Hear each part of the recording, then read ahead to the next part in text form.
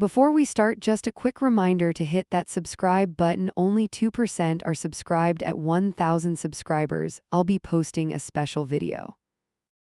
The phone buzzed on the table once, then again. My daughter flinched and turned the screen away. "Let me see," I said, already reaching. "I'm Mara, 39, and I was too late already." She slid the phone over like it burned. The username glared at me and my stomach lurched. Ethan's icon blinked with a new message bubble.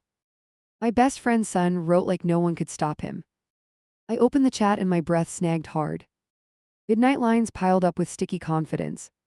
He pushed for photos, then hinted about sneaking over. He used my name like armor and I saw red. I kept scrolling as her fingers drummed the table. No hellos, no jokes, only pressure and tactics. He called her mature and special, then dangled love. He added a heart, then a warning I couldn't unread. "How long has this been going?" I asked, steady. She watched my face instead of the screen. "Since last week," she whispered, shoulders tight. "He ramps up every night," and I froze. I set the phone down and stared at nothing. The plan rose without asking permission, grim and clear. We would not wait for the next ping. I wanted proof, apology, distance, all before sundown. Another message popped and the room shrank. "Tell me you're alone," he wrote, and it crawled. My daughter reached for the phone, then paused. "Don't answer yet," I said, and she nodded. I typed from her screen with hands that shook. "This is Mara," I wrote, "call me now." The typing dots appeared, then vanished like cowardice. My jaw locked while the seconds stretched thin. The call landed and I hit accept fast. "Hey," came his bright voice, practiced and sunny. "You're texting my daughter," I said, voice flat. Silence pooled on the line like guilt finding gravity. "It was flirting," he tried, breath hitching once. "Not when she says stop," I answered and waited. A tiny scoff slipped through like a cracked door. I pushed it shut with one sentence and a deadline. "Meet me at 5 on my porch," I said. "No excuses," I added, and let the quiet bite. He agreed so fast it sounded rehearsed. I ended the call before he could bargain. My daughter watched me like I might shatter. "We're keeping everything," I said, tapping save. "You are not in trouble," he is. I hugged her and felt the tremor still running. Upstairs a floorboard creaked like someone listening hard. Old houses talk, but tonight every noise judged me. If Carla didn't know, she would know soon. I could already hear the friendship cracking at the edges. I opened the chat again and looked closer. Several timestamps dipped, uneven and suspicious. Deleted lines left thin seams in the thread. He cleaned his tracks badly and that helped us. I exported the messages and sent them to myself. 2 copies to email, 1 locked in cloud. He would claim jokes and she would doubt herself. The record would hold when voices shook tomorrow. My daughter rubbed her eyes and stared away. "Are you mad at me?" she asked, barely audible. "I'm mad at the situation," I answered, honest. "Tonight I'm the wall and he will not pass." 5 o'clock hung on the horizon like a test. If he showed, I would set rules and consequences. If he didn't, I would call the school tomorrow. Either way, this ended with daylight, not whispers. I texted Carla a neutral line about stopping by. No accusations, not yet, only a meeting. My throat dried as I hit send once more. Sometimes restraint is louder than rage and heavier. The house settled while the afternoon wore thinner. I brewed tea I wouldn't drink, hands finally steady. My daughter sat across from me and breath slower. We waited for the bell like witnesses at a door. The doorbell fired once and my pulse spiked. I opened before it rang again and blocked the threshold. He stood there with a grin that didn't reach his eyes. "Shoes off," I said, then stepped onto the porch instead. He glanced past me toward the hallway and shifted. "You're not coming in," I added, keeping the frame between us. "We keep this short and clear." His fingers tapped the rail like a metronome that wanted trouble. "You know her age?" I asked, voice steady and cold. A blink, then a shrug that aimed for casual. "Answer," I pushed and let the pause stretch. His chin dropped a fraction, enough to count. I raised my phone and started recording with a tap. "State your name and confirm you contacted her repeatedly." He laughed once and looked at the camera, then away. "That's not how this works," he muttered, almost daring me. "It works exactly like this," I said and lifted higher. "You contact her again, and this goes to adults who matter." He rubbed his wrist and tried on a softer tone. "I just wanted to talk," he offered, eyes sliding right. "Unlock your phone," I said, hand out like a warrant. He clutched it tighter and shook his head once. We can do this clean or loud. Across the street, a neighbor stepped onto a porch and watched. He hesitated and typed the code with twitchy thur. MBS. I kept my camera on his screen because evidence breathes. I opened the thread and scrolled without flinching. Pieces remained, enough to build the picture fast. You edited times here, I pointed at the uneven gaps. A vein jumped in his neck and he swallowed hard.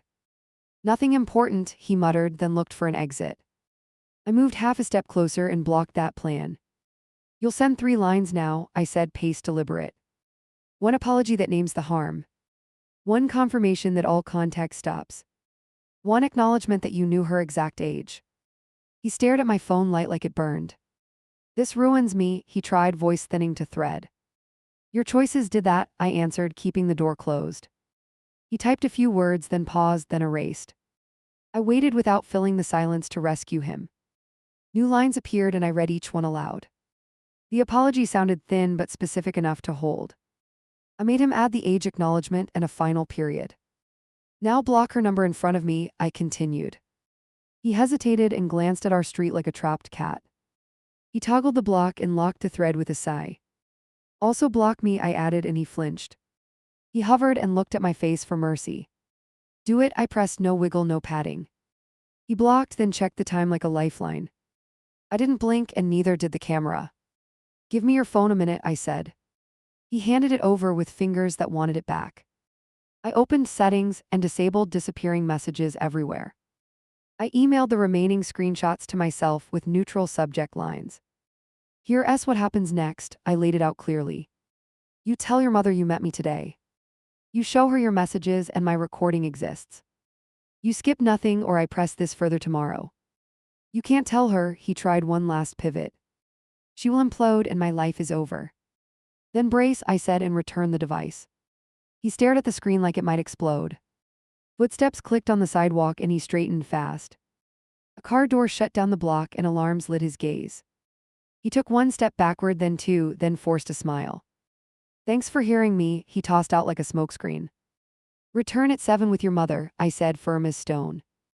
Or I go to the counselor at 8 sharp. He nodded without looking at me and stuffed his hands deep. He left without goodbye and I kept recording until corner. I closed the door and leaned against it, bones buzzing. My daughter stood in the hallway with her jaw set. Did he block? She asked, barely moving her lips. Yes, I answered, and the relief hit like a stagger. I want to text Carla now, she whispered with urgency. Not yet, I said, and checked the files twice. We needed the meeting, not another thread. We needed accountability with witnesses, not more digital noise. I forwarded the recordings to a private folder and paused. If he skipped the 7 o'clock check-in, we escalated. If he arrived with spin, the footage guided the talk. Either outcome moved us forward and none of it felt clean. My phone buzzed with a new number and I froze. Unknown caller, 2 rings, then voicemail after a breath. A short message landed and my chest tightened hard. I played it on speaker and heard his trembling apology, then cut. 2 minutes to 7, tires scraped the curb and I braced. My daughter hovered near the hallway and folded her arms. Stay where you can hear, I told her and opened. Carla stood there tight and pale, with him a step behind. Inside or outside, she asked, voice clipped and dangerous. Outside, I answered and held the door half shut. He stared at the welcome mat like it held answers. Phones on the table, I added, and set mine down first. Carla placed hers next to mine and exhaled through teeth. He lingered, then tossed his phone down with a thud. I tapped record and looked him straight in the face. Speak to her first, I said, and nodded toward my daughter. I'm sorry, he began, hands rubbing each other raw. For what? I asked, not helping him find language. For messages that crossed the line, he managed, shoulders sinking. Name the line, I pressed, letting the pause stretch. Age, pressure, threats, he counted, voice barely above air. Carla jerked like the words had weight she recognized. She turned to him and flicked her fingers once. Anything else? I asked, and he swallowed without speaking. My phone buzzed with an email alert and I frowned. He flinched and looked at his own like a reflex. I opened the inbox and saw a new notification. Anonymous tip for your safety, the subject read, and shook me. I opened it while keeping him in my periphery. Screenshots from another account filled the screen fast. Different handle, same tone, a list of late-night pushes. Carla saw the color drain from my face and stiffened. Another profile, I said, holding up the evidence. He recoiled in awe, each for his phone out of habit. Carla blocked him with an open palm and a hard stare. What else are we missing? She asked, almost to herself. I forwarded the email to a secure folder and locked it. Explain the second handle, I pushed, keeping my cadence even. He looked at the sidewalk like it might open. Backup account for when people block, he muttered, smaller now. Carla went still and then pulled a chair into place. Sit, she ordered, and he dropped without argument. I felt my hands steady as the path clarified. We escalate tonight if anything contacts her again, I said. He nodded, then blurted, it was a dare from friends.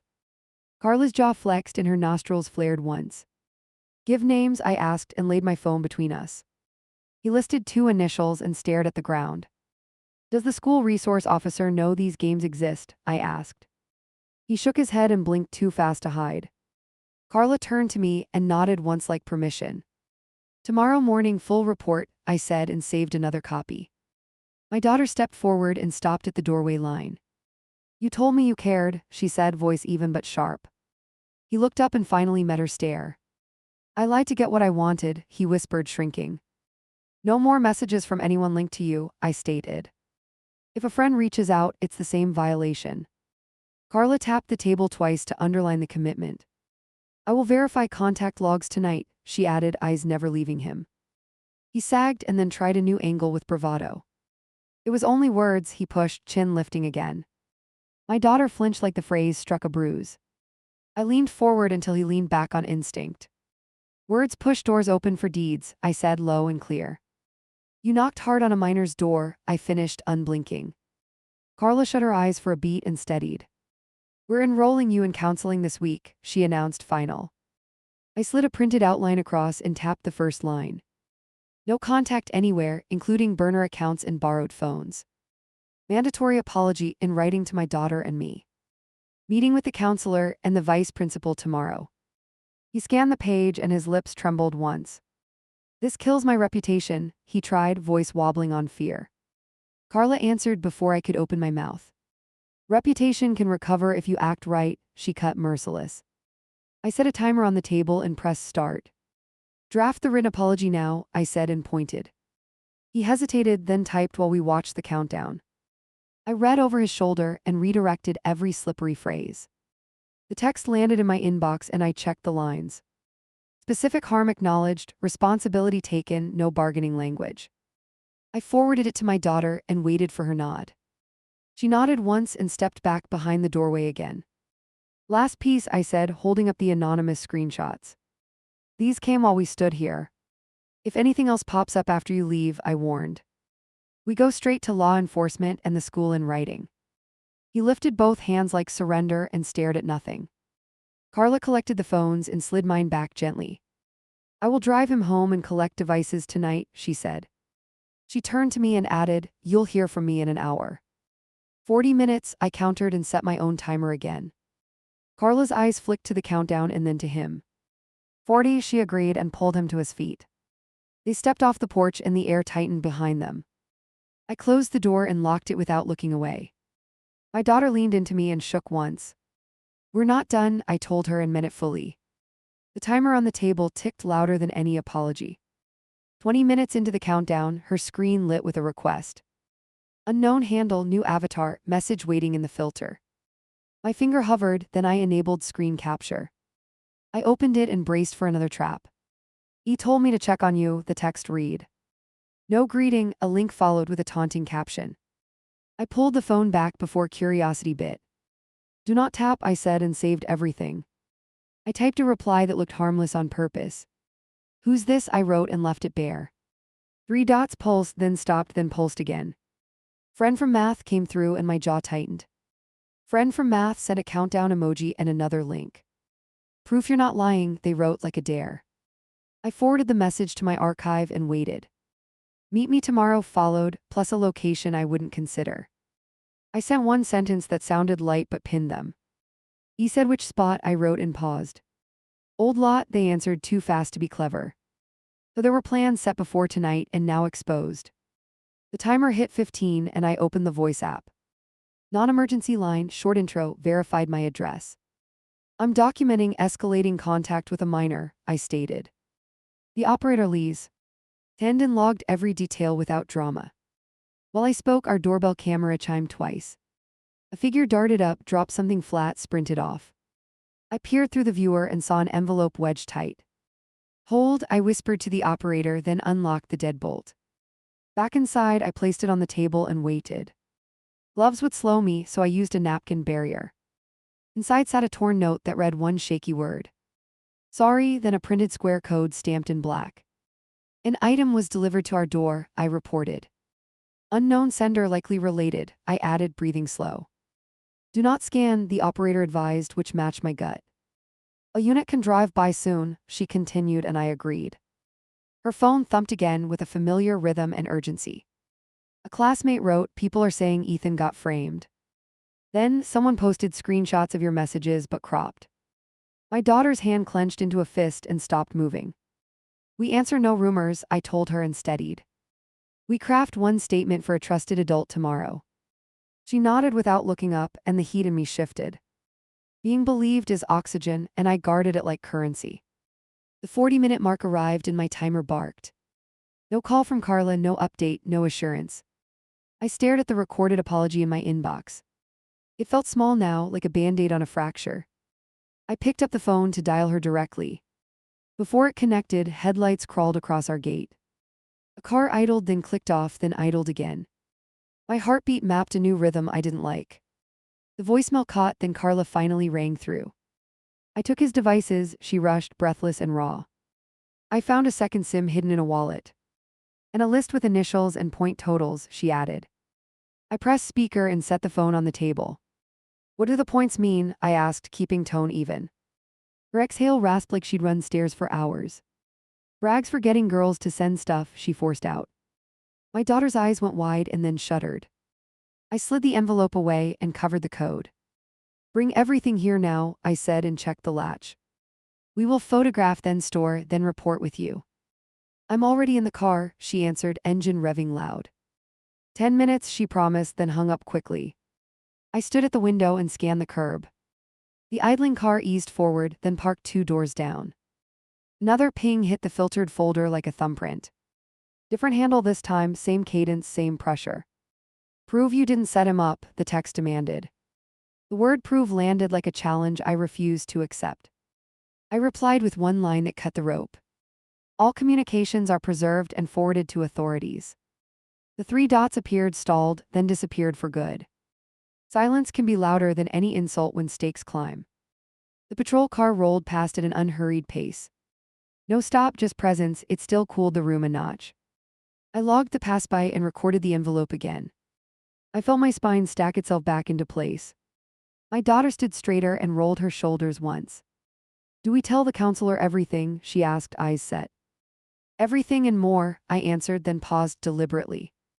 We also name the friends and request their devices audited. Tires in the drive, quick footsteps, another ring that punched.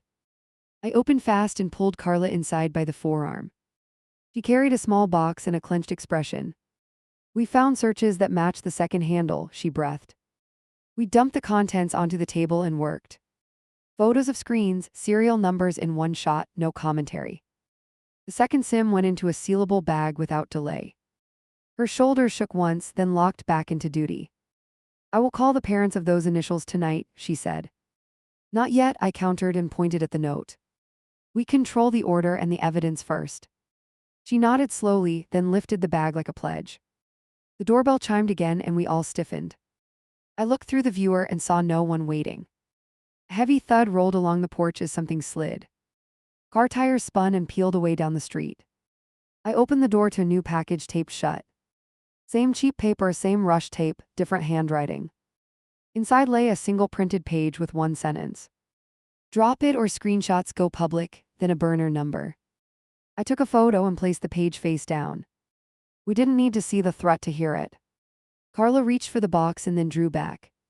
My daughter's jaw squared and she didn't blink.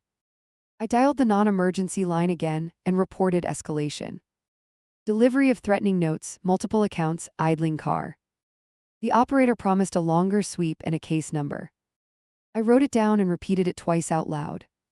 When I hung up, I faced them both and centered. We are past apologies and into accountability, I stated. Tomorrow we walk in with a clean file. Tonight we shut down every route they can use. We powered down her phone and set contact restrictions everywhere. We enabled filters that flag unknown logins and notify me. Carla mirrored the steps with a precision I recognized. We moved like teammates who no longer needed translation. Outside, the night held its breath like a held note. Inside, our plan hardened into something sharp and usable. The timer on the table reset for the long watch. Across the street, a silhouette paused at the corner and didn't move. The silhouette shifted once, then vanished behind a hedge. I tightened the chain and waved my daughter back. Carla lifted her phone and began filming the street. We waited for a misstep that would justify calling louder. A vibration rolled across the table and we froze. Unknown number again, a single text with 4 words. Delete everything by midnight. I screenshotted and forwarded it to the case file. Carla paced a short line and clenched both fists. Who else has that burner? I asked and held up. She shook her head and looked toward the curb. This is not just him, she breathed, and I agreed. I called the non-emergency line and referenced our number. Threat escalation, I reported, voice steady by force. Sender demands deletion by a deadline tonight. Keep all messages, avoid replies, the dispatcher answered, clipped and careful. While I spoke, my daughter tugged my sleeve once. Her email flashed with a new subject that jabbed. School rumor pages posting. I opened it and saw a thread forming like wildfire. Screenshots of her rejection sat cropped to twist intent. A caption accused her of chasing older boys for clout. A comment named our street by intersection and house shape. Carla swore under her breath and grabbed the box. We go public with the truth, my daughter whispered, shaking. Not yet, I answered and pulled her close.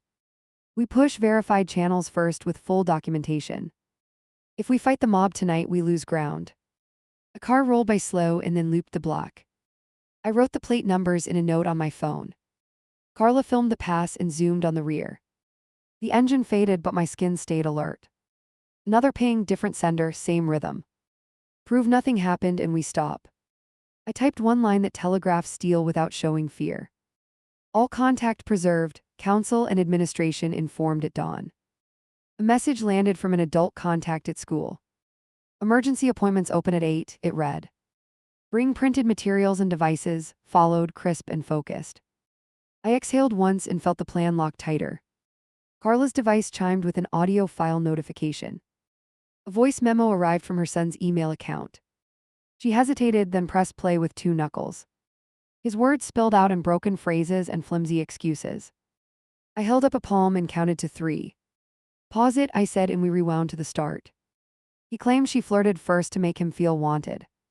He gave fake times to create a cleaner story. Listen to the background, my daughter murmured, leaning in. A faint chorus of laughter under his confession bled through. Male voices tossed jokes about bonus points and proof dumps. Carla's face hardened into something I had not seen before. That is not his room, she said and stared down. Group call, I answered and wrote timestamps.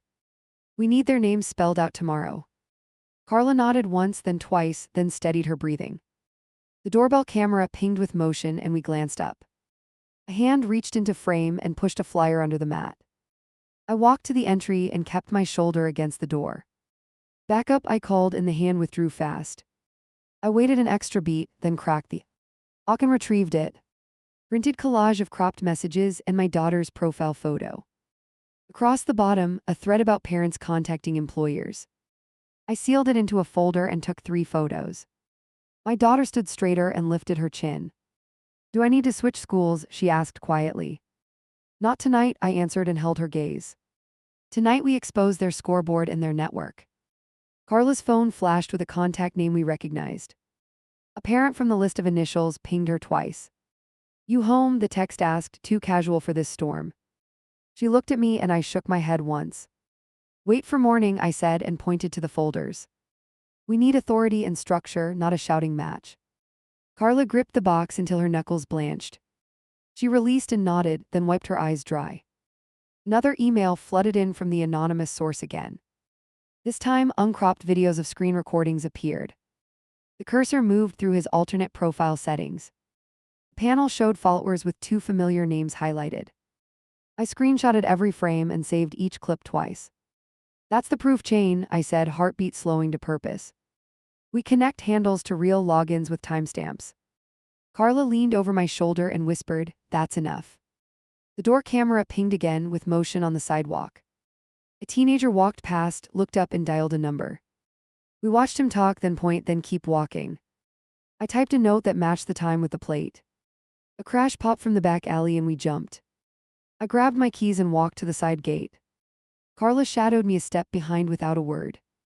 We peered through the slats and saw recycling bins toppled. A shape bent down and lifted one bin, then froze. He noticed the camera's small red wink and panicked. The shape sprinted and clipped a fence post hard. Car tires squealed again and then the alley went still. I logged the time in the direction of flight. We circled back inside and sealed the deadbolt again. My daughter waited with her laptop open and new alerts. "People are tagging me under fake accounts," she said, voice flat. "Do not engage," I repeated and placed my hand over hers. "We document, we preserve, we hand it over." She closed her eyes for a count and breathed. Her shoulders lowered but her jaw stayed firm. Carla cleared her throat and finally looked at me. "I turned off his data and he still posted," she admitted. "That means someone else has the files," I answered. "Or they planned this distribution days ago." A new text landed from the burner number again. "Last chance to call it off," it threatened, brisk and cold. I took a beat and typed 3 short words. "See you tomorrow," then I placed the phone face down. The house felt like a command center and I embraced it. We laid out a schedule and assigned morning roles. Carla would drive and hold the devices during intake. I would speak first and detail the steps taken. My daughter interrupted with a quiet request that cut deep. "I want to read my statement myself," she said. I looked at her and saw resolve replacing tremor. "Then you go first," I answered, and a new anchor formed. We drafted her statement with one rule that guided us. Short sentences, verifiable facts, clear boundaries set. She practiced it twice and trimmed 3 extra lines. By the third run, her voice carried weight without wobble. A soft knock rattled the back door and we stiffened. I moved slow and peered through the narrow pane. Another envelope sat against the frame like a dare. I held up my phone to the camera and recorded. I lifted the latch and retrieved the envelope with tongs. Inside, a single printed screenshot of our front page. A phrase was scrawled across it in brute letters. "Clock's ticking, no signature, no emoji, just pressure." I called the dispatcher again and updated the file. She connected me to a patrol supervisor on duty. He advised a spot check every hour until morning. He logged the threats and promised to alert the school liaison. Carla pulled her keys and looked toward the driveway. "I need to check his room again for storage devices." "Do it," I answered and walked her to the door. "Keep the camera running and call if anything shifts." She left at a measured pace and looked both ways twice. I watched her tail lights fade until the street settled. My daughter and I sat at the table without speaking. Silence worked like gauze while we rebooted our focus. Her email chimed with a new header from the counselor. A short form to describe harm and requested actions. We filled every field with accuracy and restraint. We attached 3 files and referenced the case number. While we typed, a message popped on the rumor page. A fresh post accused her of hacking his accounts. A comment threatened to release the full video tonight. My daughter flinched, then squared her shoulders again. "No fear, Perch. As is control," I told her with care. "We hold fast and walk in tomorrow with partners." She nodded once and leaned her head against my arm. I memorized the exact weight of that trust and kept it. Car tires crawled by again and I raised my phone. Same plate as before, same slow roll and pause. The car stopped under the street camera and idled. I called the non-emergency number and reported the repetition. This time, the patrol unit pulled in behind quickly. Spotlights lit the asphalt and the idling car jolted. The officer stepped out and approached with steady posture. The car peeled away and disappeared around the corner. The officer knocked and I opened with my file ready. He took the printed threats and copied the numbers. He viewed the porch clips and the alley sprint. He left a card and promised additional passes overnight. After he left, I turned to my daughter again. "Power down everything but one monitored device," I said. We stopped giving them openings to inject poison. She shut the laptop and slid it across the table. Carla called with a tight whisper and I answered fast. I found a notebook, she breathed, and paper rattled. Columns with initials and a ladder of points. Next to each name, a note about targets and methods. Photograph each page and bring the original, I directed. We will not let this disappear into excuses. Carla agreed and hung up with a click that lingered. I felt the case knit together into something undeniable. The minute hand crept toward midnight and my nerves held. No more envelope drops, no more burner threats. We stood our ground and kept the record clean. I did not trust the quiet, but I used it. My daughter touched my wrist and whispered one line. Thank you for believing me before proof made it easy. I swallowed and stared at the stack we had built. Belief comes first, I said, and meant every inch. A final message arrived at 11:58 with brutal brevity. 2 minutes, nothing else, no flourish, no follow-up. I took a photo of the timestamp and waited. Midnight rolled past and the world did not split. I set an alarm for an early start and gathered the files. We placed everything by the door in a neat stack. I checked the locks once more with a calm routine. Outside, the street finally looked like a place again. Sleep came in short stretches and jolted me awake. Every click sounded like an opening move from them. I breathed through it and rehearsed the plan silently. My thoughts lined up like stepping stones across a stream. Before dawn, Carla texted a single word that pulsed. Ready, nothing ornate, nothing soft, only resolve. I looked at my daughter and nodded toward the hallway. Time to end this, I said and turned the knob. The office door clicked open and I stepped through first. My daughter held her pages steady and lifted her chin. Carla placed the sealed bag on the desk. The counselor nodded once and invited us to begin. I'll read my statement, my daughter said, voice clear. She delivered each line like a step across ice. Dates, handles, demands, boundaries broken. She finished and set the paper down without shaking. The vice principal entered with a notebook and a pen. A school officer followed and stood by the cabinet. I slid our folder across the desk and breathed once. Documented threats, multiple accounts, coordinated posts, I said, measured. The officer leaned in as I played the short clips. Keyboard clicks, male laughter, the scoreboard lines we captured. He pointed at a timestamp and wrote it down. Which students match these initials? He asked without raising volume. Carla opened her box and revealed the notebook pages. Photos, serial numbers, time markers. She tapped a grid filled with letters and tallies. Found last night, she added, jaw firm. The counselor looked at my daughter before addressing the room. Need for immediate safety plan, she said, tone professional. No classes shared, monitored transitions, staff escort if necessary. My daughter nodded and folded her hands to keep focus. The vice principal pulled up attendance and course lists. She highlighted 2 names and circled a room number. Those peers arrive in 10 minutes, she said. We will remove them to a separate space now. The officer spoke into a radio and kept his face neutral. Hold them in conference room 2, he instructed quietly. Phones collected upon entry, he added and clipped the mic. He turned back to us and asked for permission to duplicate files. Authorized, I answered and slid over a flash drive. He copied the videos while the counselor drafted steps. Carla stared at the floor for 3 breaths, then focused. I will notify their parents after this meeting, she said. A knock, the door opened a hand's width. An aide whispered that both students were waiting. The officer left to supervise and the air stiffened. I felt the room brace for new truths.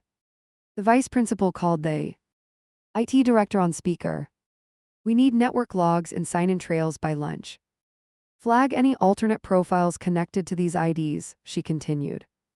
A crisp voice confirmed and promised updates within the hour. My daughter reached for water and paused midair.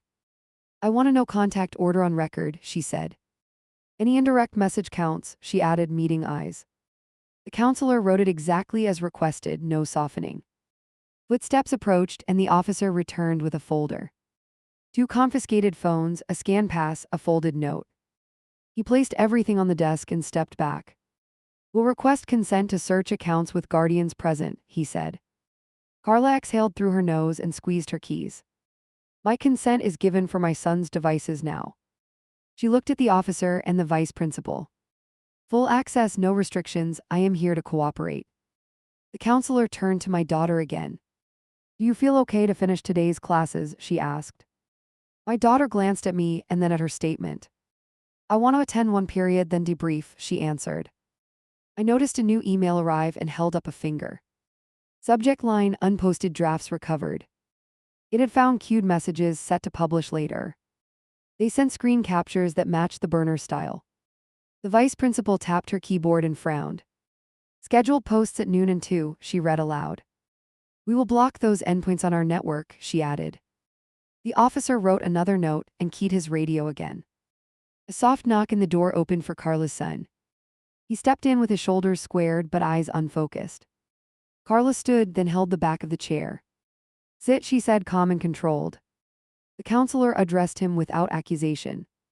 We are here to ensure safety, she began. You may respond after you read this summary, she continued.